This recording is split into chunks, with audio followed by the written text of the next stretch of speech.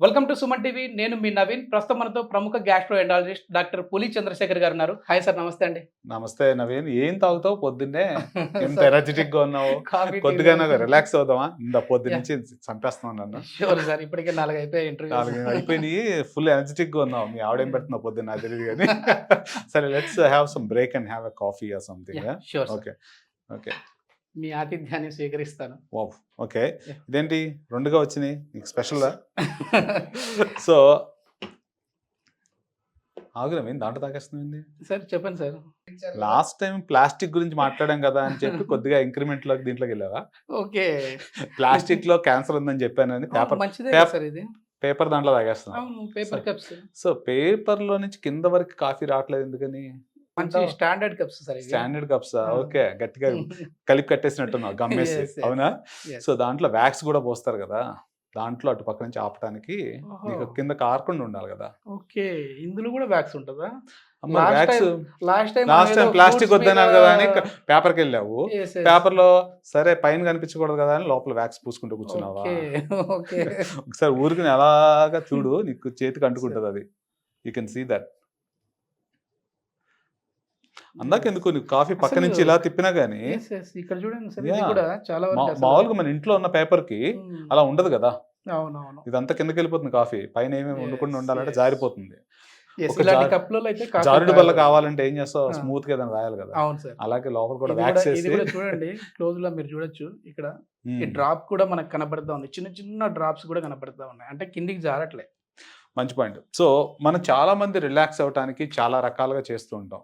Yeah. Water అనేది చాలా important. First of all అందరూ 2 to 3 లీటర్స్ డే తాగుతూ ఉంటాము. Mm. అవి కూడా ఎలా తాగుతున్నాము అని అంటే, నా స్టూడెంట్ ఉన్నారు, ఆవిడ సపరేట్గా ఒక ఫ్లాస్క్లో వాటర్ తెచ్చుకుంటుంది. ఓకే.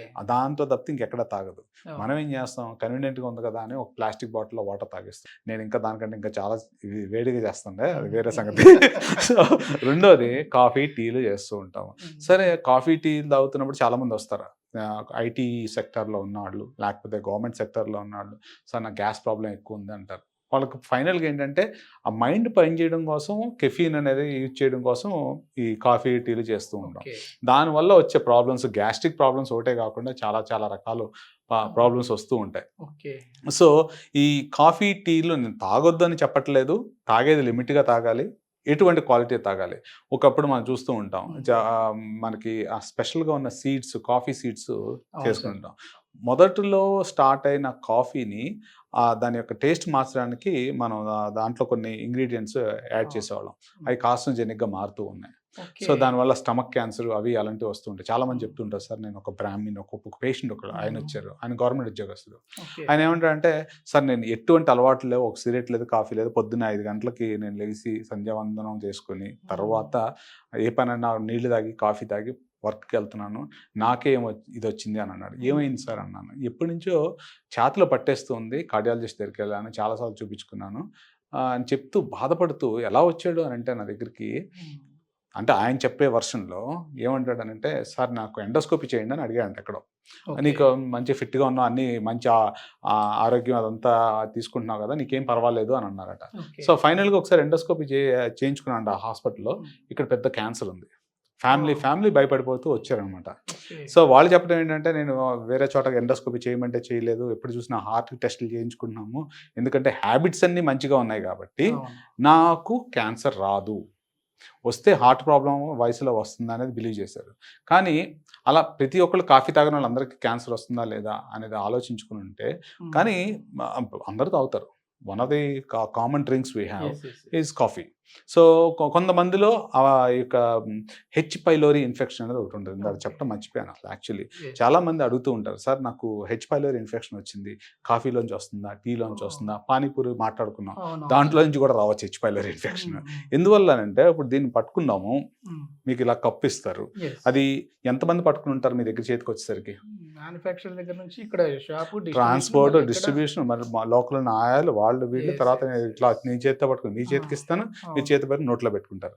ఇవన్నీ పెట్టుకోవడం వల్ల ఏమవుతుంది, హెచ్ పైలోరీ ఇన్ఫెక్షన్ ఈ స్టమక్లో అధికంగా గ్యాస్ ఫామ్ చేసేది వస్తూ ఉంటుంది. Okay. So H pylori infection చాలామంది వస్తూ ఉంటారు, సార్ నేను నెట్లో చూశాను హెచ్ పైలోరీ ఇన్ఫెక్షన్ రాగానే గ్యాస్ ఎక్కువైపోయి క్యాన్సర్ వస్తుందంట.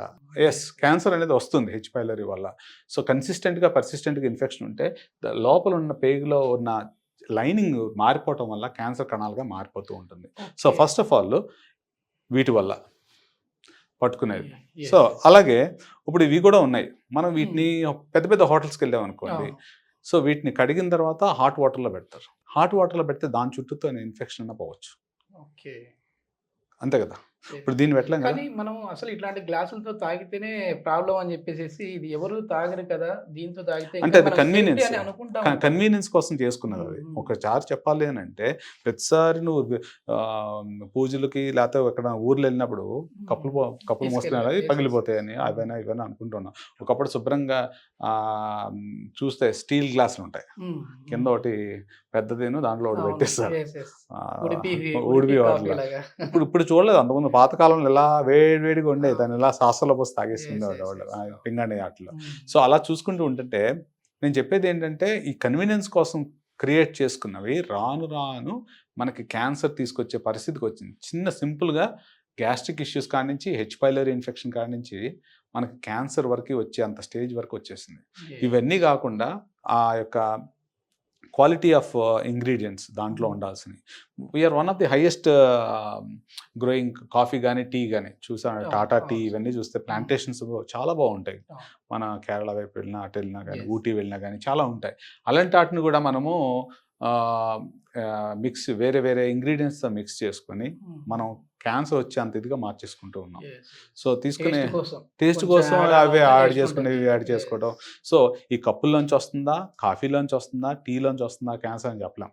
అట్లీస్ట్ ఇనిషియల్గా కప్స్ మనం వ్యాక్సిన్ కోటెడ్ కప్స్ వల్ల వేడి కదా, దాంట్లోకి వెళ్ళంగానే ఏమైపోతుంది అదంతా కరిగిపోయి దాంట్లోకి నోట్లోకి వెళ్ళిపోవడం వల్ల క్యాన్సర్ రావచ్చు. వేడి వేడి కాఫీ, వేడి వేడి టీ వేడి కాఫీ అంటే ఇంకా ఇది బాగా ఇందులో ఉన్న ఇది మైనంగా కరగాలి దాంట్లో. సో అందువల్ల ఆ ఫెసిలిటీ మనకు ఆ ప్రాబ్లమ్స్ అన్నీ వస్తూ ఉంటాయి. సో కన్వీనియన్స్ కోసం చేసుకున్నవి మన ప్రాణానికి ఇప్పుడు కాకపోయినా తర్వాత వస్తుంది. ఒక చిన్న ఎగ్జాంపుల్ మీకు చెప్పాను. అలాగే 2-3 పేషెంట్స్ ఈ మధ్య కాలంలో వచ్చిన వాళ్ళని చూశాను. ఒక ఆయన కూడా ఇట్లాగే ఈజ్ అన్ అకౌంటెంట్. అకౌంటెంట్ చేయాల్సిన పని ఏంటి, పొద్దునుంచి సాయంత్రం వరకు లెక్కలు వేసుకోవాలి. అంటే ఈ ప్రాబ్లమ్స్ ఈ doesn't have any smoking, alcohol ఏమీ లేదు. అతనికి క్యాన్సర్ మొత్తం బాడీ అంతా పాగేసింది. అతను వచ్చి ఒకటి అడిగాడు, సార్ నేను కుక్క నీళ్ళు కూడా తాగలేకపోతున్నాను.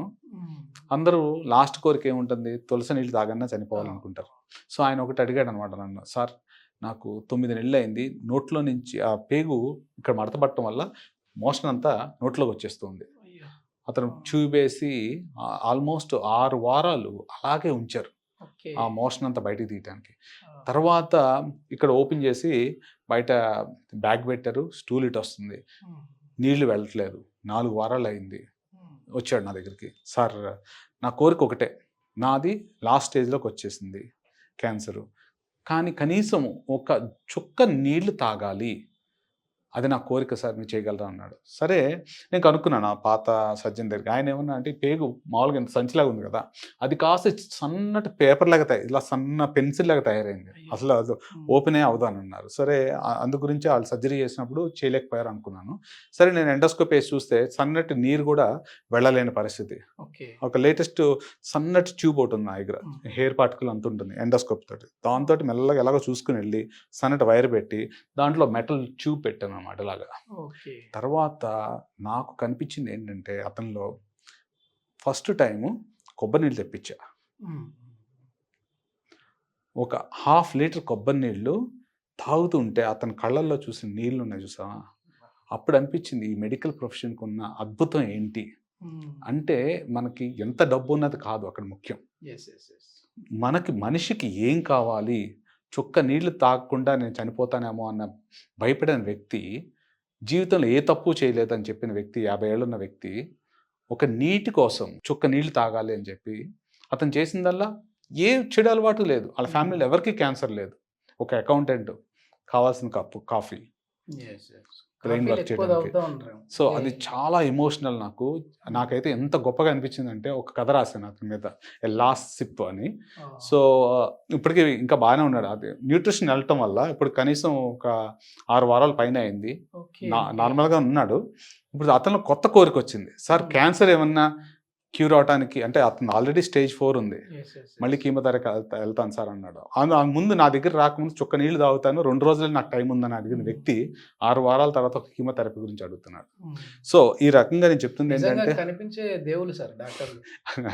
ఐ మీన్ అంటే అందరి ప్రొఫెషన్స్ చాలా గొప్పగా ఉంటాయండి. మనం అది ప్రేమించి మనం లోపలికి తీసుకుని వెళ్ళి ముందుకు వెళ్ళగలిగితే that's the sky is the limit.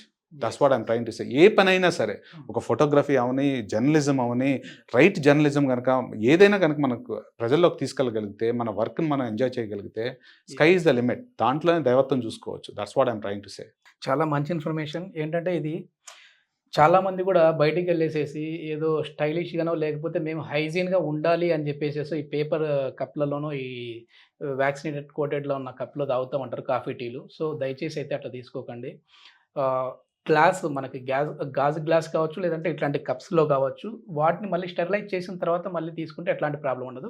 ఆ అవేర్నెస్ తీసుకొని రావడం కోసమే ఈ video. Thank you sir. Thank you very much.